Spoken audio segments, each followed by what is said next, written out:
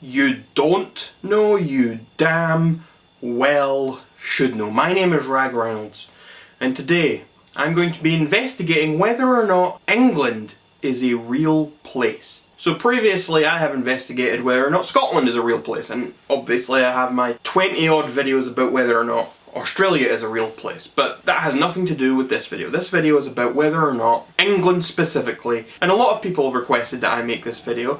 There was even one guy who kind of gave the initial inspiration, gave the initial request, and it's a guy who made a video called England Exposed, and he had me do a little interview with him for that. And in that guy's video he says, oh, is England real, is it not real? And he tries to say that it is not real. But we're not going to be looking at that video. We're going to be thinking specifically about what I think, about the evidence I've seen, about what I know. And first off, the thing that pops to my mind is, well, it must be a real place. Surely it's a real place. I don't really see what could make it not a real place. But then I start thinking a bit more. And first thing, what comes to mind when you think England? Okay, tea and crumpets? Okay, tea. What's with the tea obsession?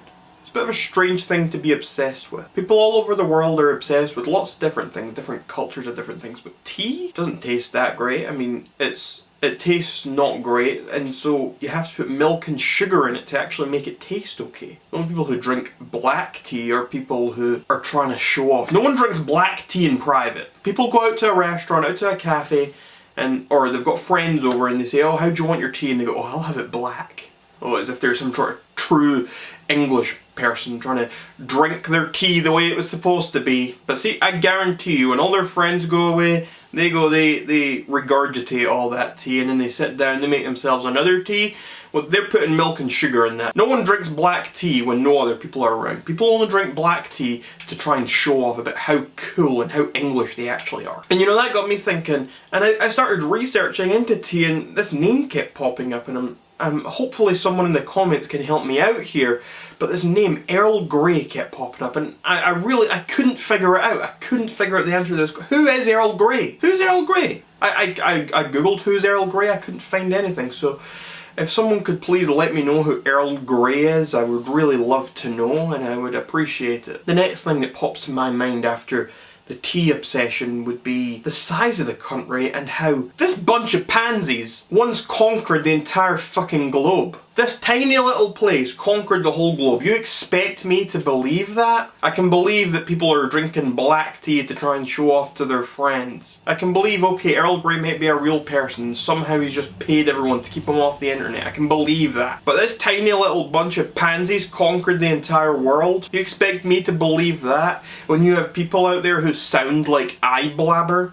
When you have people out there with Scouse accents? I mean, when you look at England, I can understand how London's a real place. Okay, it's this huge city and it's a really cool place. I like London. I go there all the time. I've not been in a little bit, but it's somewhere I frequent. My girlfriend's from London, so I understand, okay, that's a real place. I can understand it. But Northern England? Places like Liverpool, Manchester, Stoke-on-Trent, Newcastle? You expect me to believe that these places are real? Not a chance in hell. I'm no fool. I'm not gullible. I'm not going to believe those places are real just because you tell me that they are. Can you imagine getting out of your bed every morning and sounding like you were from Liverpool? Can you imagine going on with your day? How do you get past saying good morning to your friends or family who are in the house with you?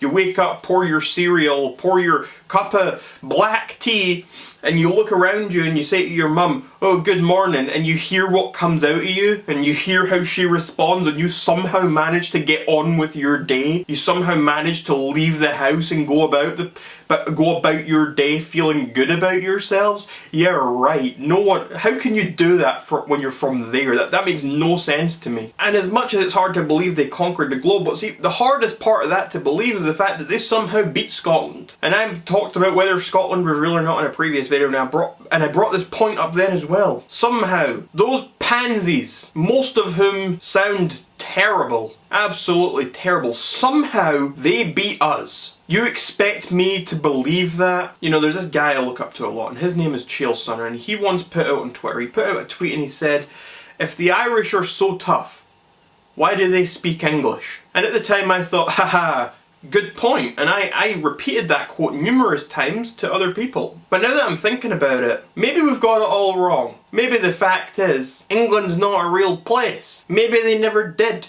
conquer Ireland. Maybe that never happened. I mean, I'm going to need to investigate whether or not Ireland's a real place in a future video. I will get to that. I have a whole list of countries I'm going to be investigating. Ireland's certainly going to be one of the next few, but this makes a whole lot of sense. I mean, you expect us to believe that the English beat the Irish and the Scottish. I mean, maybe the Irish, maybe they were all just that drunk that the English managed to kill them all when they were falling over or asleep. Maybe that's what happened. I don't know.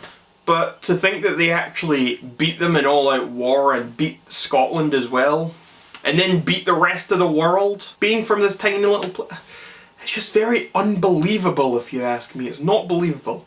You know, if you were to sit down and write out a script for a movie or write a book, you would never come up with that. You would never in a million years make up that this tiny little place with this little population could just suddenly dominate the entire world. Who would write that? It's so unbelievable.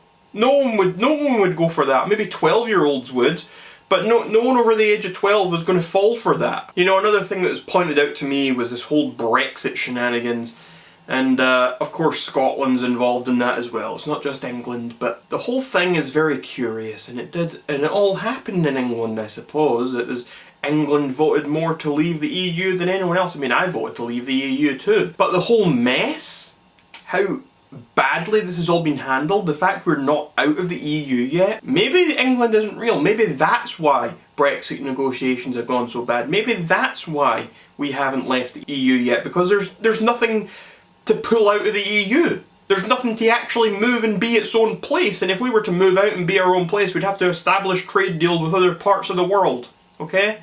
England would have to establish trade deals with America and other countries. And how can they do that if they're not real? It doesn't make any sense. Like, sure, if the UK Parliament was based in Scotland, then perhaps then we would be able to do it, because Scotland's being a real place, we could do that. But the UK Parliament is based in non-existent England. So from that point of view, it makes sense that things aren't going very well. It would explain a lot if it turned out that England wasn't real. I mean, I'm not convinced either way. I mean, places like London are fantastic. I love London. And there's a lot of good and a lot of believability about that. Even the way they speak very proper, and it's okay. But when you start moving up the country, when you start going to North England, that's a whole different ballpark. So maybe the issue here isn't that England's fake. Maybe it's that parts of England are fake. That is maybe where I'm gonna fall here, because I don't think that England as a whole is fake. But I'm also not convinced that England as a whole is real. But I could believe that parts of England are fake. And so that is my verdict for this video. If you have an opinion of your own on this subject, then please feel free to leave it as a comment down below. And if there are any conspiracies you would like me to investigate, or if there are any countries you suspect might not be real, then please let me know in the comments down below, and I will consider looking into them for a future video. And until next time, you're all welcome, society. There is